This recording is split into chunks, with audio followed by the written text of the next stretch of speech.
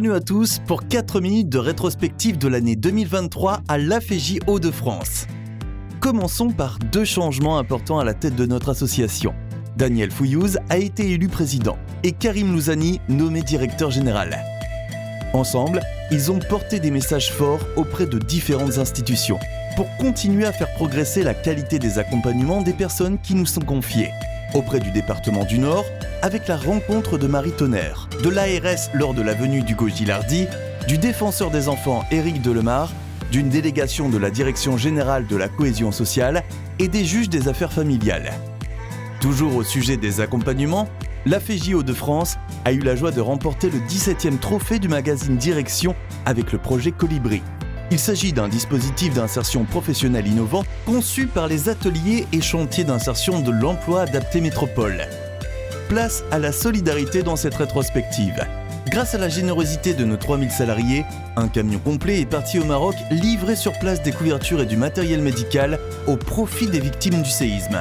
Cette action nous tenait particulièrement à cœur après l'accueil chaleureux d'un groupe de jeunes de l'ITEP de Louvroil dans un village de la province de Ouarzazate. Ils y étaient partis cet été avec leurs éducateurs pour la rénovation de l'école. Un autre groupe de jeunes est parti de l'ITEP de Tourcoing cette fois, au Bénin. Leur séjour a duré 10 jours fin octobre. Ce sont 4 jeunes et 2 éducateurs qui ont contribué aux travaux et à l'aménagement d'une école. Solidarité, la suite, mais au profit de l'AFJ cette fois. Elle a permis de transformer en succès la première soirée organisée par le nouveau fonds de dotation AFJ Développement. 300 personnes ont assisté au spectacle de danse Empreinte. Le bénéfice dégagé par la soirée financera notamment des actions portées par les établissements pour le bien-être des personnes accompagnées. D'autres événements ont marqué l'année, comme les 3 conférences de prévention organisées en territoire. La première a concerné les violences conjugales au sein des couples adolescents. La deuxième, la manière de composer avec le sentiment de culpabilité quand la dépendance s'immisce dans un couple. La dernière a démontré les bienfaits de la nature sur la santé mentale. La nature fait du bien, tout comme le sport. L'AFJ a ainsi poursuivi son projet de rendre le sport accessible à tous. Les AFJ Olympiades ont été le point d'orgue.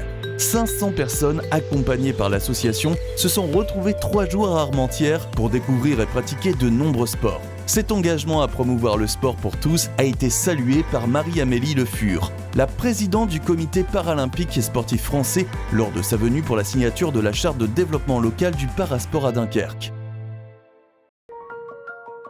Il s'en est passé des choses à l'AFJ en 2023. Et encore, nous n'avons pas encore évoqué la création d'un jardin partagé à la Marpa d'Avenel, le corso fleuri de l'EHPAD La Ritournelle, la course un pas avec l'autre organisée par la résidence des Acacias, la capsule sensorielle de l'EHPAD Gilbert Forestier qui permet aux résidents de voyager, le van des possibles de la maison des adolescents qui sillonne les routes du Hainaut-Cambrésis, l'engagement des résidents du foyer de Vidéweb à l'occasion du World Cleanup Day, la médaille d'or de la troupe Handi Dance, tous en scène, le chantier gigantesque à la masse de Givelde et les nouvelles activités d'impression numérique développées par l'emploi adapté Quercitin.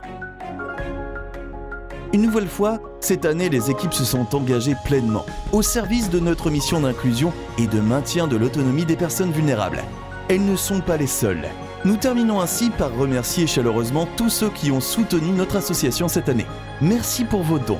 Merci d'avoir ouvert vos portes à l'occasion des Duo Day. Merci pour votre contribution à la taxe d'apprentissage. Et merci pour les jouets et les moments récréatifs offerts aux enfants.